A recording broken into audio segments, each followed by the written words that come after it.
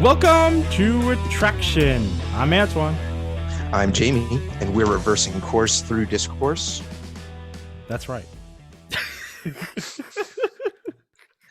Yes, we are. That's right.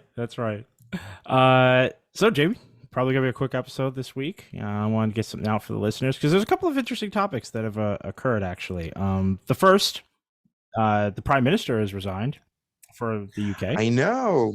I don't know whether it's, I don't know a ton about it, but I know enough that there's turmoil. I don't know if it's laughable or respectful.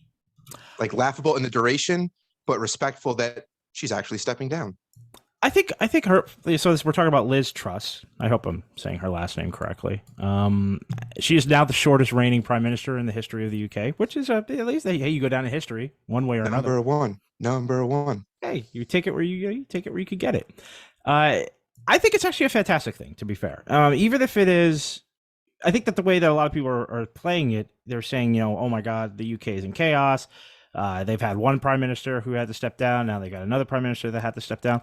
But I actually look at it as it's a mark of maturity of a nation, to be honest with you, because it's something they're accomplishing, something that we could never accomplish.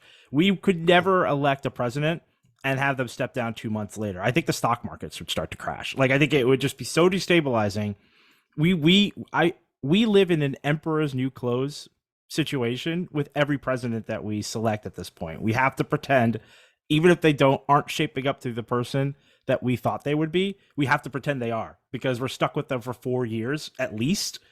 And it's just like, it would be too destabilizing to be honest and say this person should probably step down and we should probably put in someone else. I agree with what you're saying, except I'm scratching my head over it would be destabilizing. I feel like that would just be perception. Like, there's nothing that would actually destabilize it. A new person would come in, executive orders may be revoked, but policies wouldn't change drastically, at least in any rapid fashion. So I don't, it's like the confidence, I guess, is what shakes the market, but that's all perception. And I feel like to a degree that's all manufactured. That's true. That's what you're not saying something that is untrue. This is true. It is the perception of it. First of all, we should not even monitor. We shouldn't measure how well we are doing as a nation based on how the markets are perceived. I mean, that's like a false like positive, if you will. So there is that. You're right. The government is made to withstand it. We have protocols in place. If the president goes down, then the VP takes over. I just think that it depends. I do have to think about that. Would it destabilize the government in a way? Because these things are measured. There are proper there's proper protocols in place. Yeah, but then why doesn't it happen? Why doesn't it happen? I guess that's the question. Why doesn't it happen? Why does it never? Because happen? They don't need to. Because you can't impeach anyone, right? Like, that's not a thing. Right. Clearly, you could sack the Capitol and still not get impeached. I don't. There's no accountability in the parties rule. The people don't. The parties do. So you can. It could happen, but it doesn't, because we don't have accountability. All right. I don't have a better reason. I think it's just kind of as simple as that.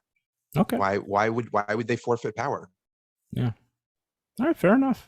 It's not even like they can do something impeachable and not resign and then suffer for it the next election. The worst case is the other of the two parties wins, and then there's 4 years to change the narrative, so the power shifts in the other direction at the next election. It's just, people say we have a two-party system. The idea that that's even a phrase ingrained into people's minds, conditioned since birth, is troubling. But that's why there's just like no choice. There's no choice in the matter. There's no accountability and no choice.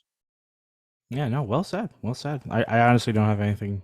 I don't have anything more to add, because I think you've got it right. You've got it right. That's the way that is the way we should be feeling about it.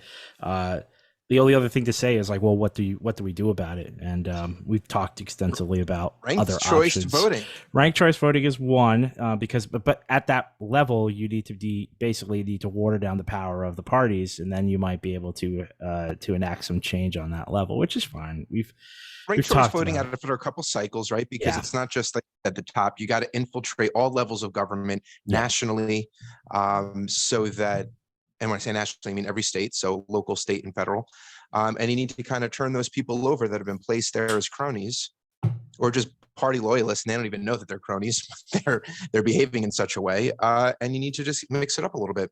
And then I think that we would be able to absorb stuff like that more, or not absorb, to your point. I think it we may hold people accountable, because there won't be a fear, there won't be a sense of beholdenment, if that's a word. Like you won't feel like you're obligated to act a certain way. All right, well, so we support you, the UK. It's not all doom and gloom. We actually there are those of us who say, you know what, it's a good thing. Better to oust. I don't know her policies. I don't know why there was turmoil. Like, I don't know if it's a good or bad thing that she's leaving. I honestly don't. I think she's conservative by the country's standards. Yes, yeah, that's correct. By UK standards. So like, I don't know. I really don't know why this is all happening, but the fact that it happened, and everyone's kind of, like you said, teasing her about the duration, which is why I was like, oh, that's funny. But I was like, I kind of respect it, because this is two people, like you said, two people in a row who have stepped down because the people, the party, whoever it may have been, had enough. And that's impressive. So with this step down, is it that someone in their party, like, does the party retain power, or does it a chance that the other side or sides can get power now? I believe at this point the party will have to select a new leader, and it could be the old leader. It could be Boris. Boris can come back. Wouldn't that be funny? Just saying, it's possible. Depends on how much pull he has. They just keep ping-ponging back and forth. I mean, at that point, then you would be stuck. Then you'd be stuck in something more American. But that's a good one. Yeah, that's interesting. Well, I mean, look, it would have a destabilizing effect on the party's control over Parliament, because then people would start to lose confidence in the party's ability to rule. And I shouldn't say rule, but to legislate for the country, and then that probably would give way to the opposition taking over next voting cycle. So, but either way, it's good, because it would promote change as opposed to a stagnation, which is how a lot of Americans feel about our own politics. So that's good. My question is, what is it really a sense of duty and moral obligation that they are resigning, or is it like you get a huge payoff, just go and we'll like take care of you, like golden parachute type thing? Like what? I can't answer that. Yeah. I mean, the fact that Boris is still kicking around and his name is being thrown around as possible for renomination means that it's not the end of the world. So I guess we could say that, but I don't know if there's any kind of like special recompense for for the time served or anything. That I can't speak to, because I'm not from the Isles. I'm not British. This is just an external observation, and I thought it would be interesting to bring it up for the pod. Yes, it was. I was thinking about it as well. So all the respect in the world for a system that can govern itself. Yeah. The other note that I had, All Quiet on the Western Front has a Netflix trailer that just released, and it looks good. I don't know. Are you familiar with it? No. It was a book. In fact, I brought it up on Wikipedia. All Quiet on the Western Front, originally in German, is a novel by Erich. I'm really going to butcher this. Erich Maria Remarque, a German veteran of World War I. The book describes the German soldiers' extreme physical and mental stress during the war and the detachment from civilian life felt by many of these soldiers upon returning home from the front. So is it like a lot of trench warfare stories? It's the story of one German soldier's experience throughout the war, and I thought that it's the thing is, it's still poignant because we still go to war, and many people are not sure why, and I think that this Netflix movie, I think it's a movie, I don't think it's a series that they're doing, well, at least the trailer, I thought it was a very faithful recreation of this story, and I'm really looking forward to it, because I hope, and this is in my hope, that it continues to pervade the the questioning as to the purpose of warfare and what it means in the modern era. Because again, I mean, this is something you could definitely speak to, but one of the more significant turning points for World War One was the sort of the admission from all governments and all parties involved that the way in which warfare had changed, and that now almost anybody could basically hold a rifle, meant that governments are more likely just to throw people at problems. You throw people into the fray because you don't need that much training in terms of just giving someone a modern weapon, because of the way that weapons had or have actually sort of exponentially grown in terms of their lethality and in terms of the ease in which to wield that lethality. And so it's just a nice, not nice, it's brutal, but it's good to always be reminded that there is this converse to going to war. You've got people who may not have trained their whole lives to be a soldier, which is the way it used to be pre-World War One. Well, pre like Napoleonic Wars, for instance, or at least maybe even I shouldn't say pre-Napoleonic Wars. You don't have to necessarily train your whole life to be a soldier, and the psychological effects of being thrown into the fray when you have to engage in such wild in such massive conflict. So yeah, I thought that it was a cool PSA to say that, hey, you should check it out if it's not on your radar. I think it would be really cool to watch or read the book if you're so inclined. But I don't want to be a teacher, read the book. It's like, no, yeah, there are decent mediums out there. You could watch it. It will convey the same message, which is that war is generally not great. No, it's definitely not the romanticized story that are sold to people before media was able to pick it up and widely broadcast. I think it was Dan Carlin, and so if it's not, I apologize for the misquote, but I think it was Dan Carlin covering on his podcast one of the battles in the First World War, and he likened it to a meat grinder, in that, but like you kind of said, the sheer numbers that were thrown at frontline defenses to overwhelm them, it was just the numbers game. You kept throwing bodies at it until the trenches or whatever they may have been were overwhelmed, and then you can start gaining ground. But it wasn't a matter of skill. It was, how many people do I have? And countries would lose generations. I mean, that's sick when you think about it. The world lost a generation, more or less. Yeah. Yeah. I mean, that's what happens when you have war on a world, on that scale, on a global scale. But even like before it breaks out into that, you just have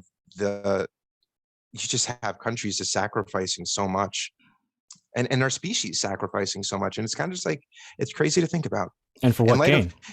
In light of the James Webb Telescope's new images of the pillars of creation that Hubble had taken and made famous in the 90s, originally, it's just like, it's embarrassing. Why do we do this? Why do we do this to ourselves? Yeah. I don't, you have set of waves and waves. I mean, it's literally what they did. They would break it up into waves of people going over, whether it was no man's land or beaches or whatever it may have been, to try and overwhelm enemy defenses. With that in mind, that we will take heavy casualties, and yeah, a lot of people are going to die, but we're going to take those guns down. It's sad. Yeah, I guess necessary at the time. I don't want to cast judgment on some of these things, but the fact that it was even needed is just sad. Yeah.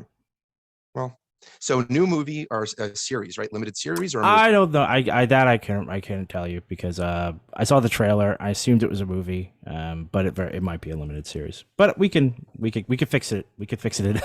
And so you brought it up like I would know it. It's very famous. And so it's famous, and it's, I assume, noteworthy because it's true. And I guess it gets into, not true. It's still fictionalized, but it's it gets into some nitty gritty stuff. Yeah, exactly. Is it like gory or psychological, or? It's, well, that the war is more psychological. It could be gory at times, yes, absolutely. But it's more about the psychological toll of being so wide-eyed and exuberant with regard to national fervor, and then that that imaginary or moralistic fervor meets the harsh realities of the situation, which is unfathomable death toll, just excruciating mental duress, basically waiting to die. Yeah. So Yeah, when it's powerful. the marketing doesn't meet reality, right? When the posters you Yeah, see and there you go. the sentiment that imprinted upon you doesn't meet the slaughter, mental stress, and geez, man, whatever else a soldier experiences, I can't imagine. Well, I think here's the other reason I brought it up is because I feel like it's like the original Jarhead, if you will. The fact that we still make movies in the modern era over the mental toll of just what it's like to be a regular soldier and trying to anticipate battle.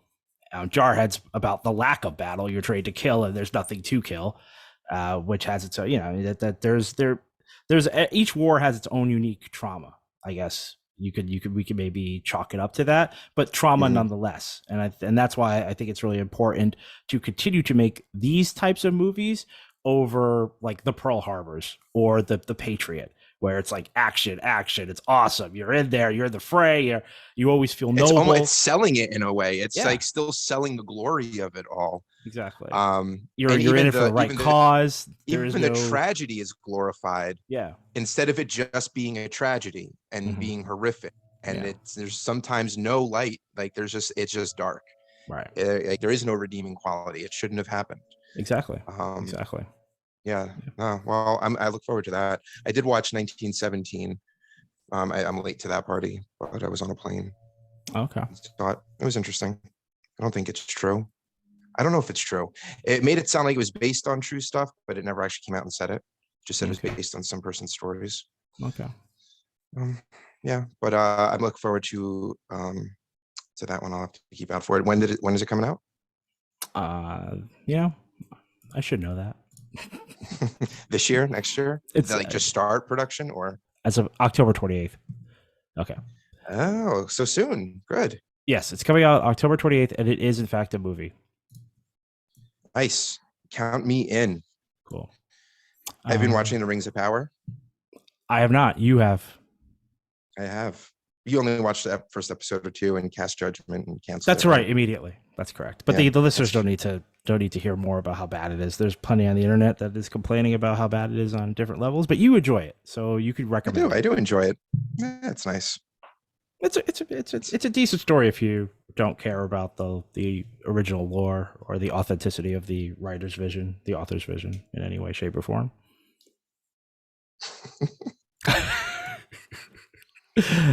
All right. Well, last story of the day. Okay. A trifecta. Finish this out. The European Union has decreed that the USB-C will be mandatory for all phones and basically all electronics starting in autumn of 2024, which gives all you corporations out there a year to comply. What is all this? I don't know I'll get into it. On the Verge has a good article on it. The introduction of a common charger, is in quotes, is an attempt by the EU to both cut down on e-waste and make life easier for consumers. Lawmakers hope that in the future, phones and similar gadgets won't need to come with a charger in the box, as buyers will already have the appropriate accessories at home. The EU estimates that the legislation could save consumers 250 million euros per year on unnecessary charger purchases and cut down on around 11,000 tons of e-waste annually. The agreement will have the biggest impact on Apple, which is the only major smartphone manufacturer to still use a proprietary port instead of USB-C. In 2021, Apple sold 100. So is it just an attack on Apple?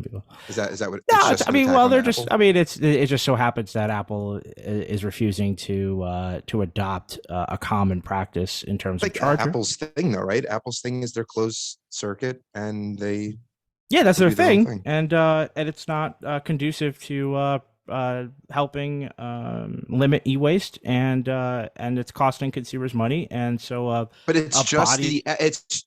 I just want to be clear. Yeah.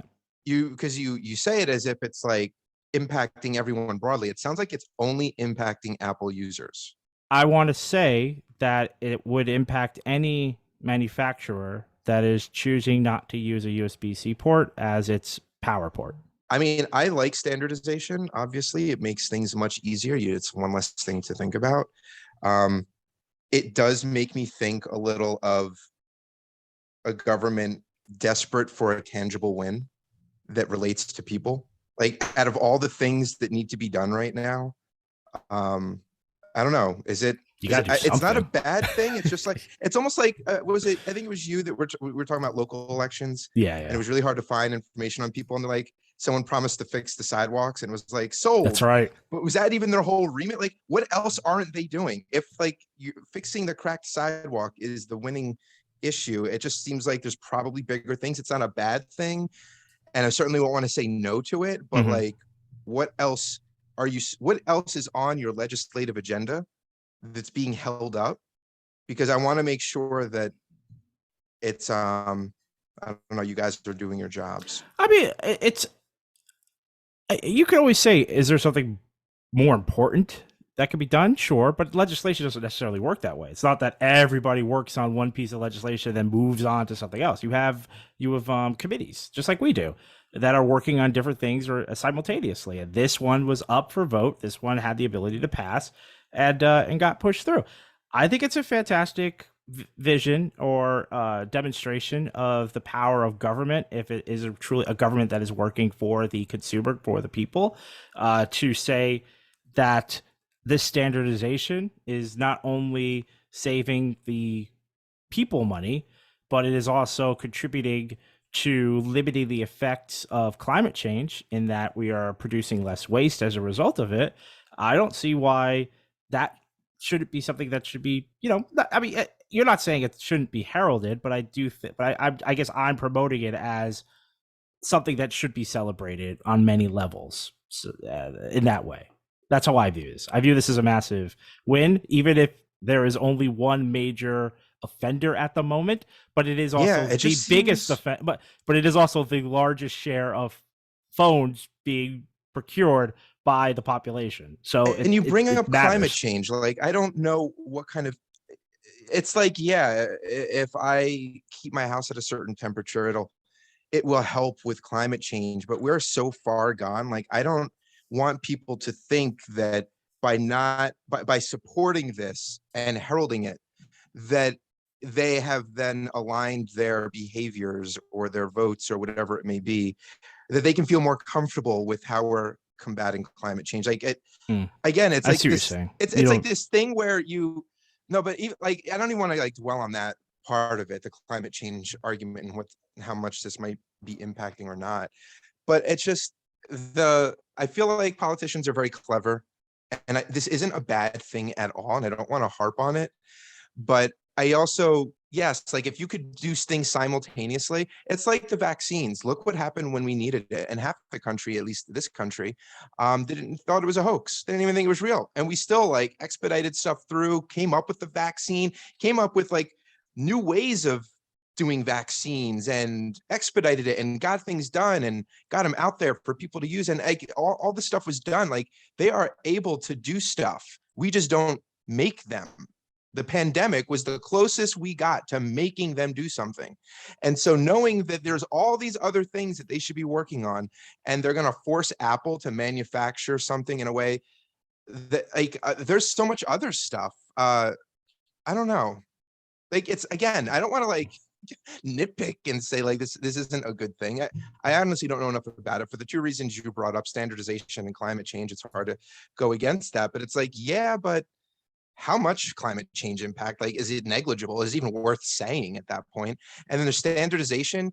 Yeah. Now, if I think about standardization, is that at the top of my list of things that should be standardized? I don't know. And then when I'm left with like potentially not a big deal and who cares, I don't know. Is it a good thing? I don't know.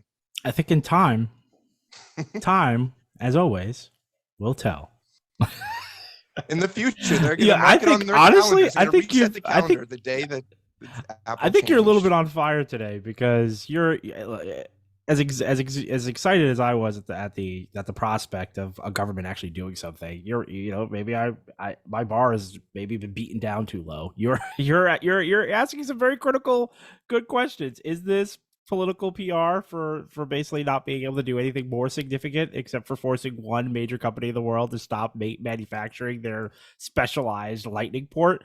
As a person who has like 18 million different type USB A's, B's, sounds like it's going to cost you a dongles. lot more money because you're going to have to rebuy everything. Well, I've been slowly trying to rebuy everything because I want something standardized so I don't have to deal with this ever again. But yeah, you're right. I mean, there is nothing right now to say how impactful this will really be in terms of the collective waste that is generated by the EU in general. So. Yeah, I mean, it sounds impressive, 11,000 tons of e-waste, but but it would be less impressive if there's 65,000 tons of waste a day generalized, right? So it's like that's like 0.0001% of waste in a year that you're basically removing. So these are you got me, okay? You're getting me. You're getting me. I can't say how about that you this standardize? How about you standardize your outlets? I remember traveling around Europe. I'm pretty sure you can go around Europe and there's different outlets in each country. No, on mainland Europe should have one outlet port. And then you go to the UK, they have a different outlet port. And then we, of course, have a different outlet port in the Americas. And I believe, South America is on our outlet port. There may be, I think there is one other outlet port, but don't quote me on that. Yeah, I think there's a couple. Yeah. That would be one for me. Yeah. All right. Well, I mean, that's all I got. That's a trifecta of stories for this episode. I like it. It's an Antoine episode. it's just how the cookie crumbled. And Jamie, where can they find us? You can find Retraction Podcast on Twitter at Retraction Media. Let us know your thoughts. Keep sending us topic ideas. And rate us on your favorite podcasting platform, and tell a friend, family, acquaintance, someone you just met on the street to give us a listen. And if you want to share your favorite episode with them, that's pretty cool too. This has been episode 94 on the road to 100. Retraction out.